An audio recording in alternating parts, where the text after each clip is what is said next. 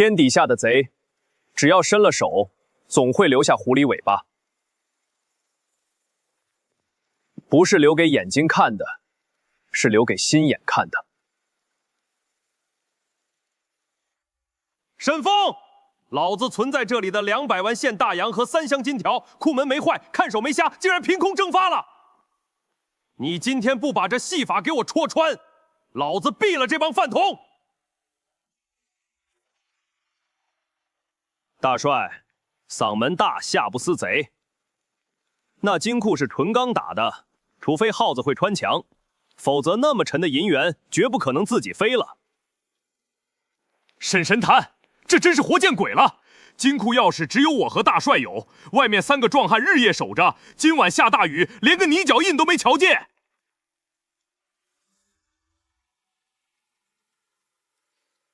少扯这些鬼神，带我去地窖瞅瞅。还有，把今晚值班的3个看守，连同这位刑长，都给我撵到10步开外去。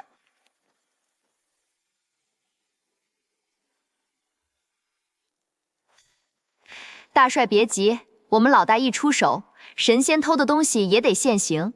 麻烦让您的人把火盆子往旁边挪挪，熏着我们老大的大衣了。废话少说，老子1个时辰后要叼这笔象银去前线，要是耽误了军情，你们谁也别想活着走出这栋楼。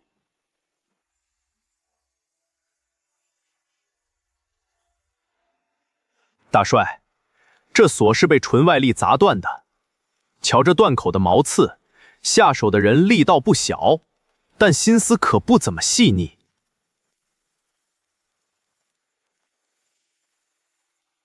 沈神坦局内不知，这锁是金库外头铁门的锁，可真正的金库内门，那可是德国造的密码转盘，纯钢大门啊！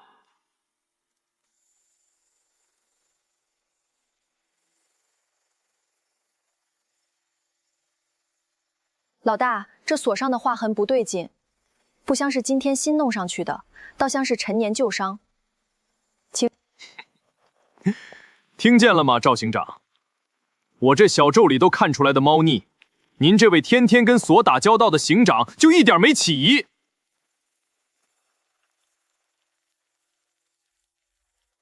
沈神探，您这是什么意思？难不成还怀疑到我头上来了？大帅，您可得替我奏助啊！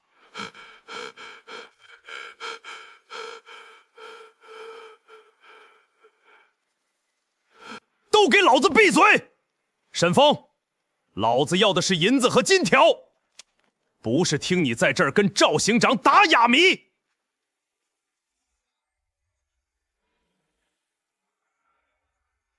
大帅，200万现大洋，加上3箱金条，那重量得用卡车拉。这么大的动静，在暴雨夜里想瞒天过海，靠可不是快枪，靠的是脑子。按1箱金条50斤，大洋200万没算。天哪，这重量起码得有10几吨，除非外头有内应，不然根本运不走。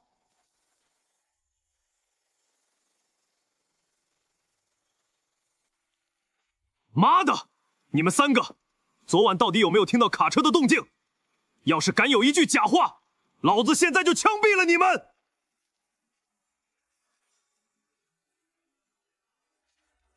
大帅饶命啊！小的们今晚连眼睛都没敢眨一下，除了天上的雷声和暴雨声，真的连个鬼影子都没看到啊！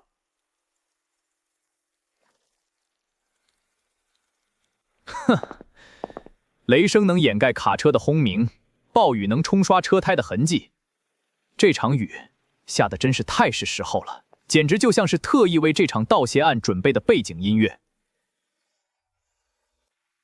老大，气象局说这场大雨是3天前就能预测到的，说明这场案子对方至少谋划了3天以上。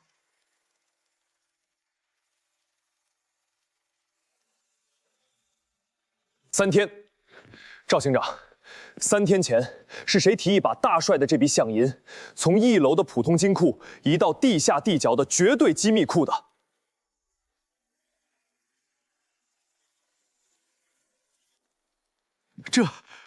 这是大帅的意思啊！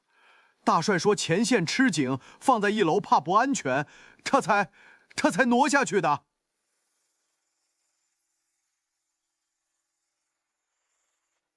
放屁！老子什么时候说过这话？明明是前天你写了报告，说1楼金库漏水，老子才批字让你挪的。漏水，有意思。看来这银行的建筑结构比我想象的还要精彩。走吧，去地下地窖会会这位会穿墙的耗子。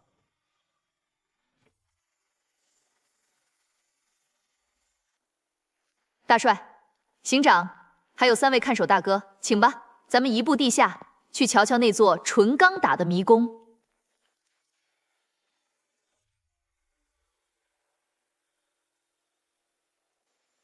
大戏开场了，希望台上的演员一会儿可千万别忘词。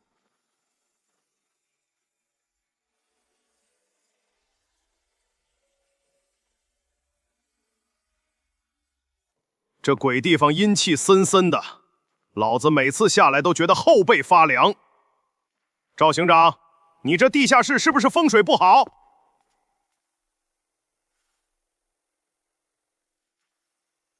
大帅说笑了，这地下地窖是民国元年建的，当年请的是英国设计师，坚固得很，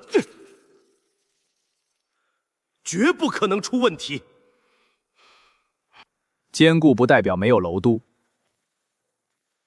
英国人的设计讲究排甩，这地底下的排甩道恐怕比地面上的马路还要宽敞吧。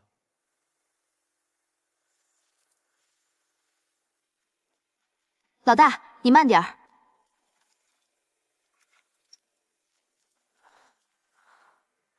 这石阶上有水渍，不过好像不是雨水，倒有一股子淡淡的机油味儿。小唐，记下来，黄油，工具润滑用的高级货。看来我们的贼不仅带了皮包，还带了保养工具。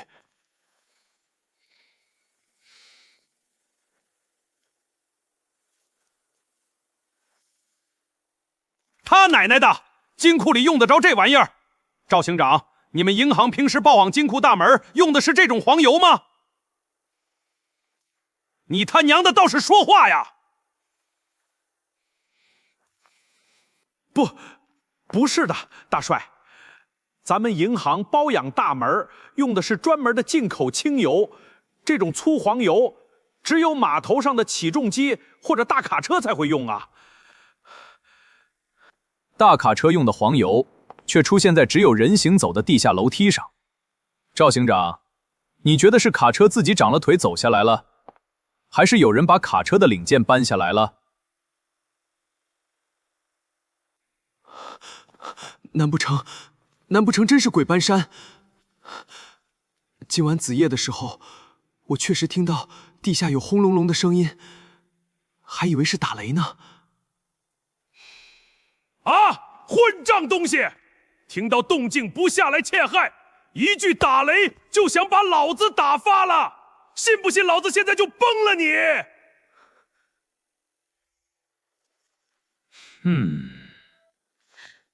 大帅息怒，打死他线索就断了。让他们继续说。子夜时分的轰鸣声持续了多久？报告林姑娘，大概响了有半个时辰，断断续续的，像是有大石头在地上滚。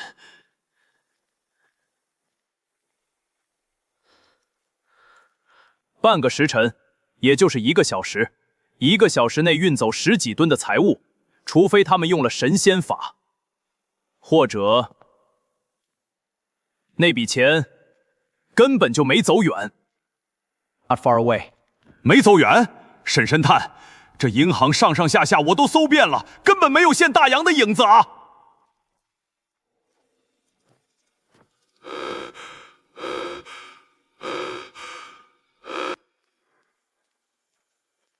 搜遍了，那得看是谁在搜，又是用哪只眼睛在搜。把门打开吧，赵行长。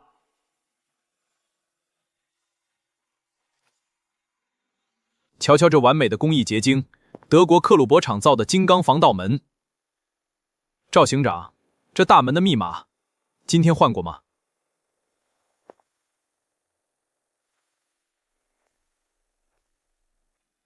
没有换过，密码是每3天由总行瞬即生成，用密码筒送过来的。今天晚上的密码只有我和大帅知道。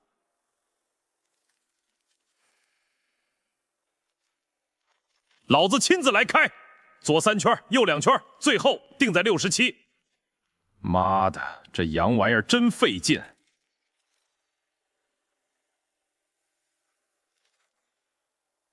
老大，你来看，这地毯上有好长一条被重物压过的凹痕，一直延伸到走廊尽头的拐角。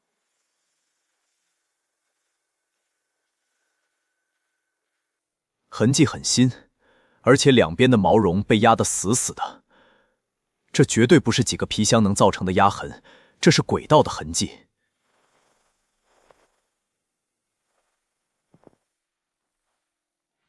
开了！沈峰，你瞧好了，要是里面真的一丝不挂，老子今天就把这银行给拆了。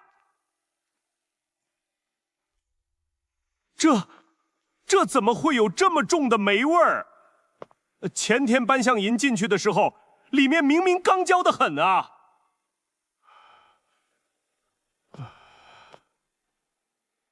因为有人在里面放了不该放的东西。大帅，看来你的200万大洋确实变成了一场空。妈的，真没了！连一个铜板都没给老子剩下！这帮该死的飞贼，老子要把他们碎尸万段！老大，不对劲儿！如果东西是被匆忙搬走的，地上的灰尘应该会有杂乱的脚印，可这里除了大块的空白，什么都没有。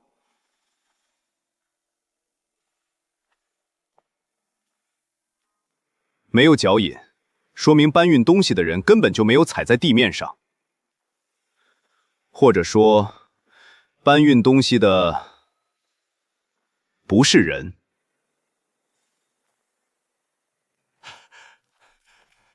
大帅神探，真的是鬼啊！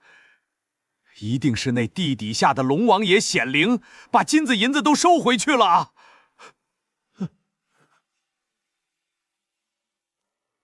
龙王爷要是缺钱，直接下场雨就把你这银行冲垮了，用得着费尽心思来对密码？收起你那套鬼话，否则我不介意送你去见龙王。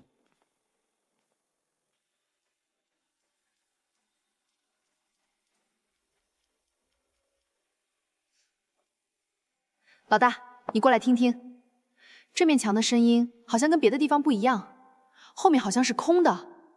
空的，好啊！原来是在这儿挖了地道。老子就知道，这帮贼肯定留了后手。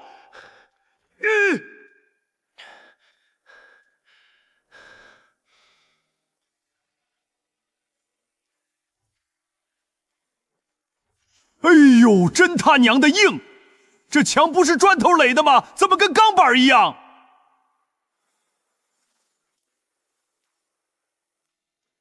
大帅，这面墙后面是银行的中央排晒总管，当时为了防潮和防盗，特意加注了3层混凝土和钢筋，绝对挖不开的。挖不开不代表不能利用。赵行长，这墙上的排晒阀门，平时是谁在负责维护？这排水阀门一般不需要维护，只有到了每年雨季，才会由公务局的疏通工来看看。这排水阀门一般不需要维护，只有到了每年雨季，才会由公务局的疏通工来看看。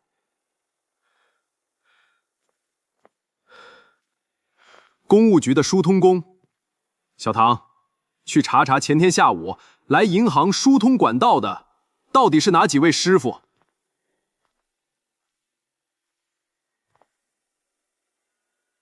我不需要开枪，听着，这是克虏伯钢板的结构回音。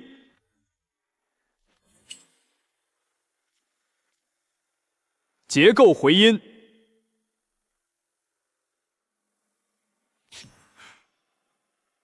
这声音，下面真的是空的。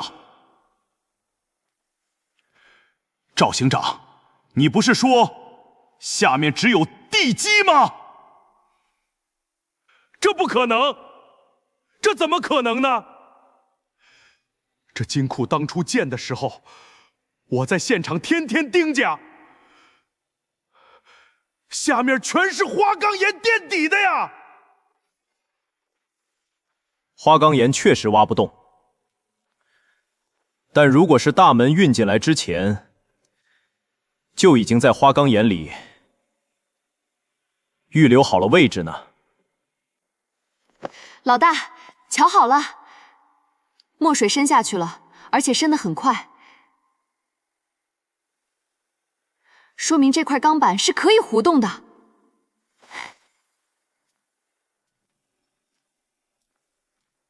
沈神探，就算这地板能动，可这里面有10几吨的东西，什么机关能把它们悄悄弄下去，还不惊动我们？水，我刚才说了，今晚的暴雨是最好的同谋，也是最强的劳力。水怎么帮老子搬银元？银元掉水里不就沉底了吗？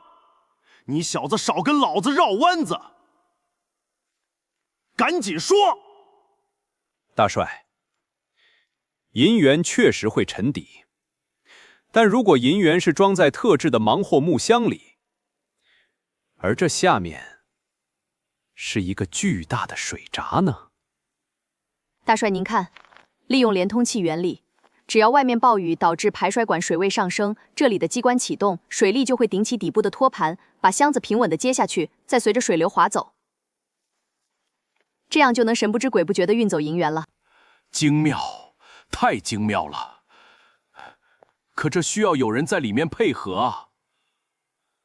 密码到底是怎么泄露的？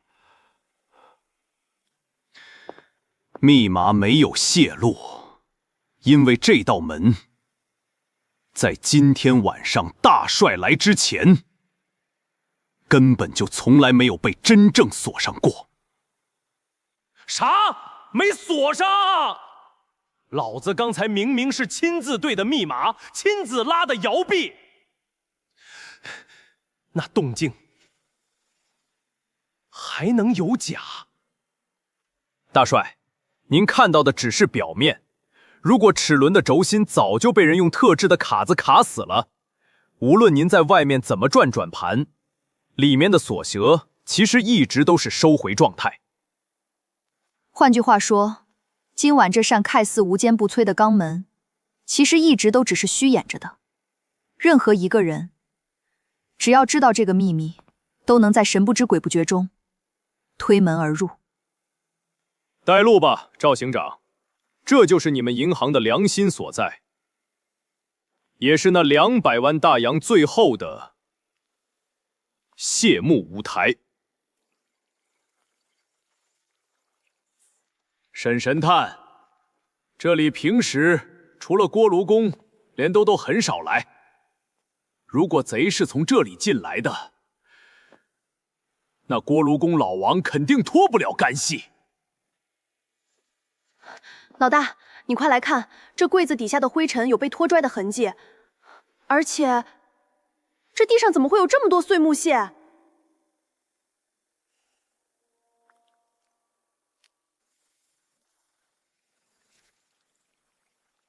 这不是普通木节，这是桐油防腐过的松木。大帅，如果我没记错，你装象银的箱子就是用这种松木做的吧？妈的，就是这味儿！这是老子特意让军械厂做的防潮箱，这帮贼竟然在这里把箱子给劈了！大帅，这是直通外滩黄浦江的白帅主管道，他们要是把银元顺着这管道划下去，外头有船接着，现在早就出海了。出海了。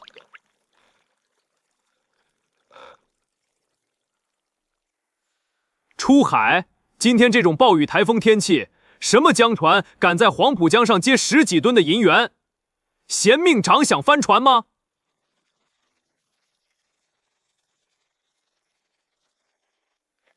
老大说的对，海事局今天下午3点就发布了禁航令，所有大小船只一律回港避风。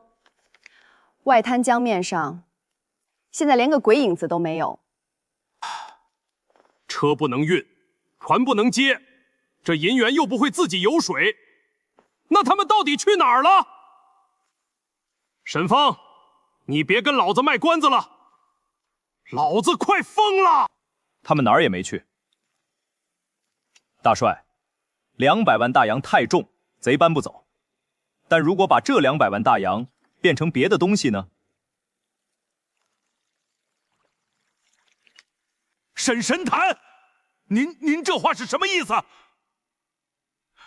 大洋就是大洋，还能变成什么？还能变成什么？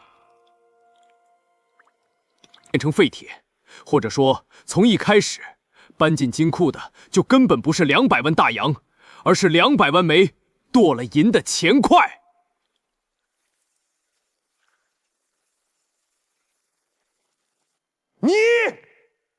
你说什么？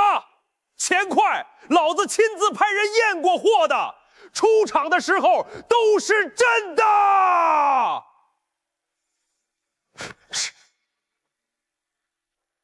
原来是这样，前天下午那辆公务局的车根本不是来偷钱的，而是来把真正的象银运走，顺便把偷梁换柱剩下的废料销毁的。真正的象银在3天前甚至半个月前就已经被分批运走了。今晚这场密室消失的戏码，不过是为了掩盖银库早就空了的事实。赵如福，老子毙了你老子的军相！赵如福，大帅饶命啊！不是我。我一个小小的刑长哪有这个胆子啊？是有人逼我这么做的呀，是有人逼我。逼你？在这个江城，能逼你这位中央银行行长在张大帅眼皮子底下玩偷天换日的，恐怕只有那个人了吧？老大，别让他说了，这里不安全。既然真正的银元不在这里，那今晚留在银行里的内应恐怕不止赵行长一个人。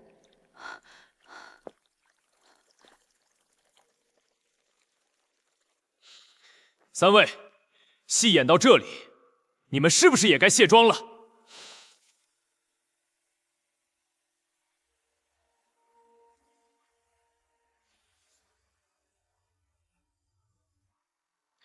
说说吧，今晚值班的3位好汉，天降暴雨，你们3个人6只眼睛是怎么做到让几10个箱子在你们头顶上飞过去的？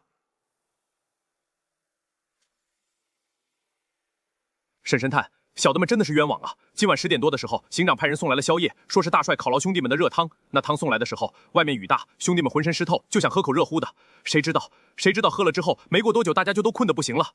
小的们真的是冤枉啊！求神探明。热汤。大帅今晚自己都急得火上房，怎么会放着前线的军饷不管，先给你们送热汤？那汤里加了料吧？大帅，小的该死！小的喝了那汤，不到1刻钟就困得睁不开眼，等小的醒来的时候，就已经快12点了。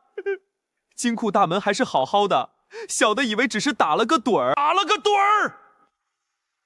老子的200万大洋就在你们打盹儿的时候没了！赵于福，你给老子解释解释，那汤是怎么回事？大帅，那汤不是我准备的啊，是副行长，是金副行长说今晚雨大，给兄弟们驱寒。我根本不知道里面下了药啊！金副行长，就是那个半个月前刚从南京调过来的，据说是财政部某位大员亲戚的金耀祖。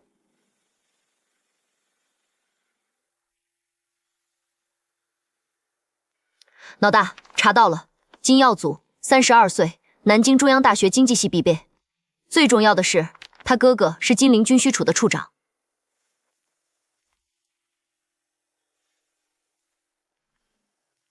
妈的，怎么会是那边的人？难道是上面要断老子的粮草？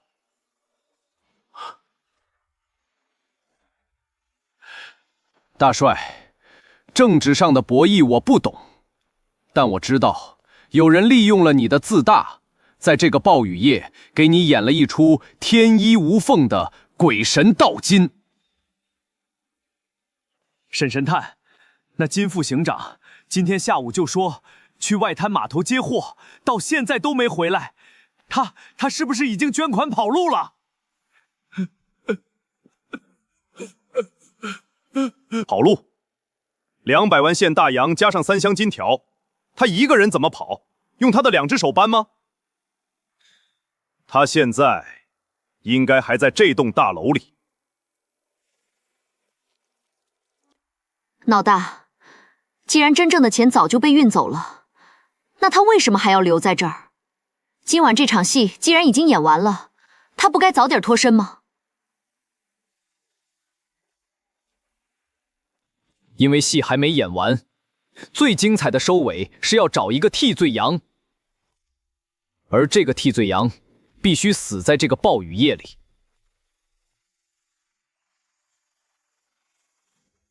谁是替罪羊？沈峰，你把话说清楚。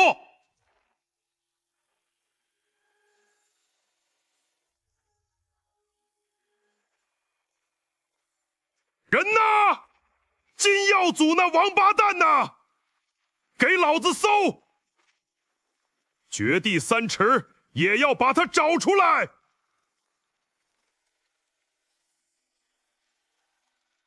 老大，咖啡还是温的。他刚走没多久，这保险柜里的文件都被烧了。你看，火盆里还有灰烬。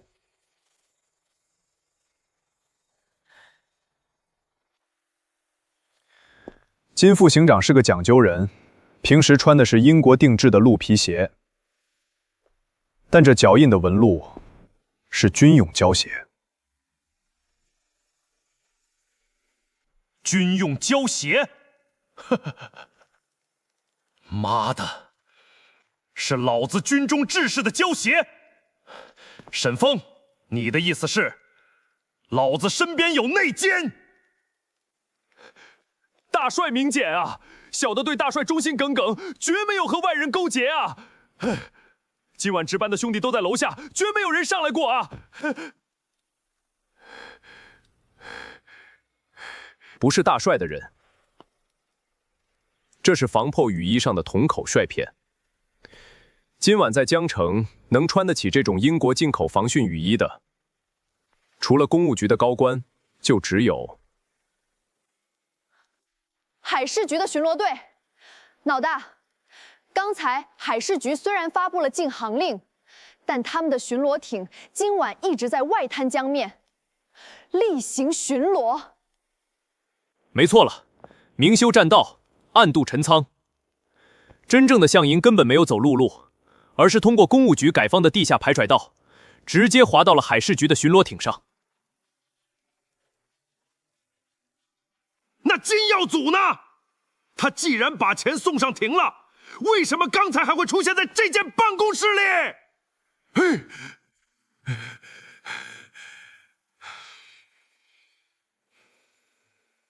因为他被抛弃了。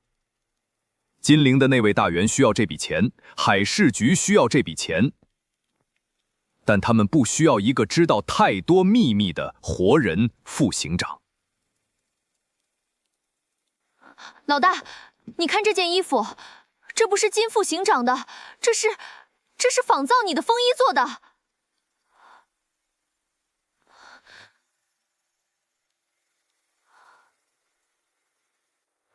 有意思，看来今晚这场戏的收尾，不仅要找替罪羊，连杀人凶手的名字，他们都替我想好了。栽赃，这是赤裸裸的栽赃啊！申神探，要是金副行长死在这儿，穿你衣服的人就是凶手，大帅非把你崩了不可！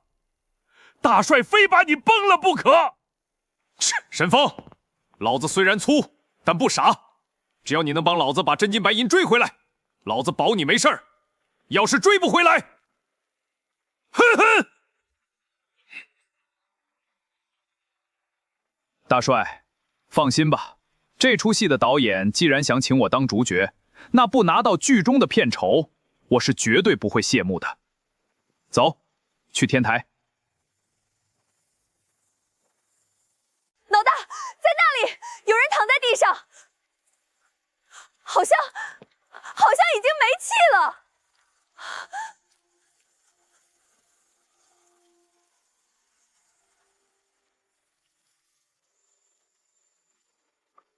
大帅，是金耀祖，胸口中了一枪，已经死透了，伤口还在冒血，刚死不到5分钟。报告完毕。马分金还真穿了一件跟你一模一样的风衣。沈峰，沈峰，要不是老子一直跟你在一起，现在真想一枪崩了你。勃朗宁手枪近距离射击，子弹穿透了心脏。大帅，杀他的人枪法很准，而且走得很从容。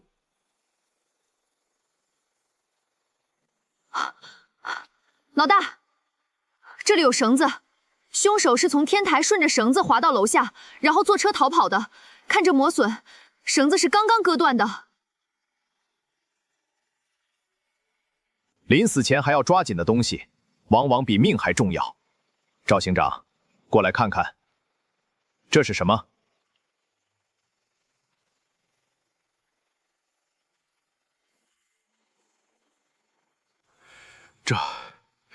这是海事局今晚巡逻艇的出航离子铺板，上面写着接货地点是外滩17号水闸，接货人是，妈的，是老子的拜把子兄弟海事局长钱广才，这个吃里扒外的白眼狼，老子当年还救过他的命。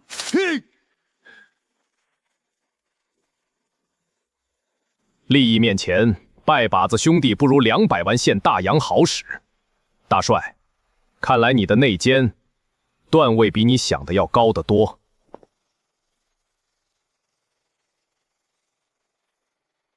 老大，既然钱广才拿到了钱，为什么要杀金耀祖？留着他继续在银行当内应，不是弄能掩人耳目吗？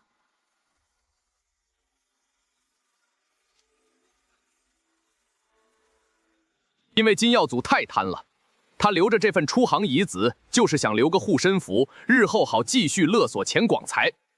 可惜，他低估了那些拿枪的人的狠毒，一颗子弹就让他永远闭嘴了。钱广才，老子现在就带兵去平了海事局，把这个杂碎碎成灰，把老子的银元抢回来。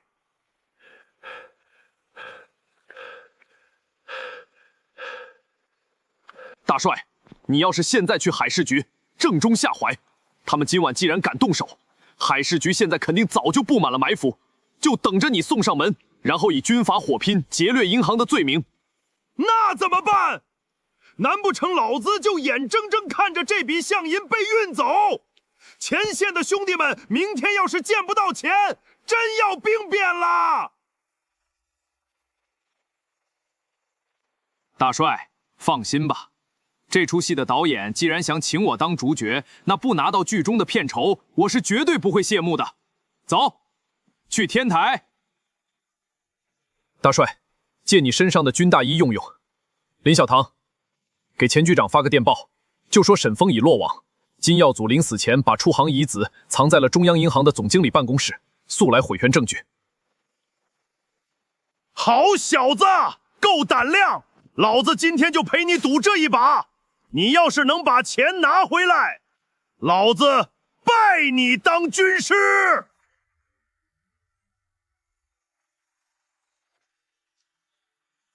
审神坛？那我呢？我该做什么？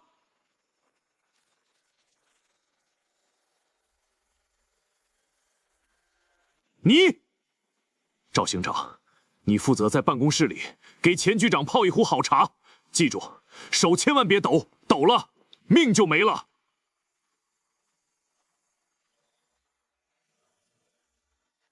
赵如甫，你确定那份出航遗子就藏在这间屋里？就藏在这间屋里。要是敢骗老子，今晚天台上就会多一具穿风衣的尸体。穿风衣的尸体。钱局长，千真万确啊！金耀祖临死前亲口说的，就放在书架后面那个暗格里。我再就给您找，我这就给您找。谁？不是让你们在外面守着吗？没有老子的命令，谁敢进来？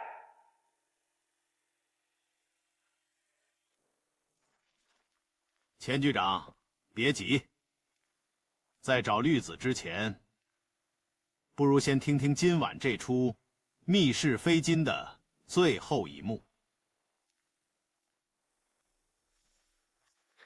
大帅今晚太忙，忙着去外滩17号水闸捞金子。至于我是来拿我的片酬的。17号水闸，你们怎么会知道那个地方？赵云甫，你出卖我！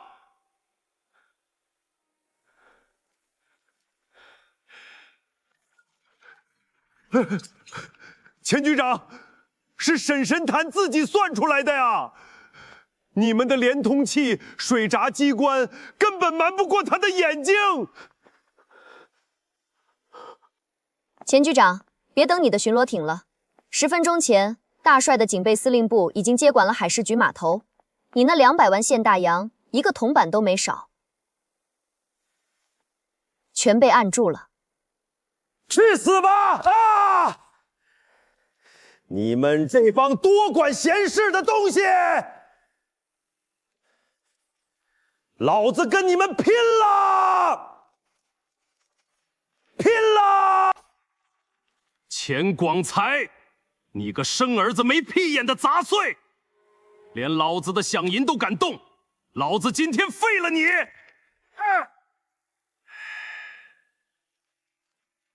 哈哈哈哈哈！沈峰，你小子神了！那几艘巡逻艇刚想开流，被老子的钢炮一下，乖乖的全把木箱子交出来了！哈哈哈哈哈哈！成王败寇。沈峰，我千算万算，没算到江城什么时候出了你这么个妖孽。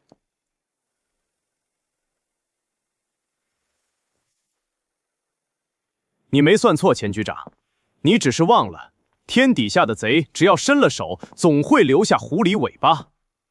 你以为你瞒过了天，其实你连自己的心眼都没瞒过去。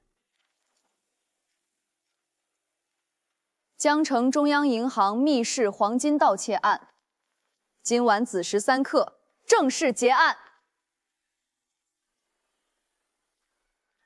老大，这一折腾都天亮了，等会儿咱们去吃西门那家生煎包吧，我肚子都快叫了一整晚了。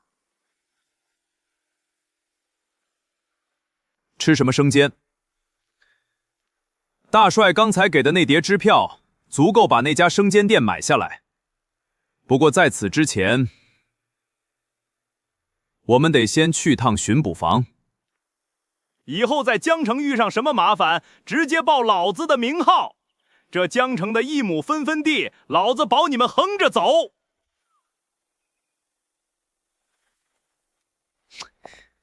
大帅客气了，横着走那是螃蟹。我和小唐是侦探，习惯用2条腿踏踏实实的走在有光的地方。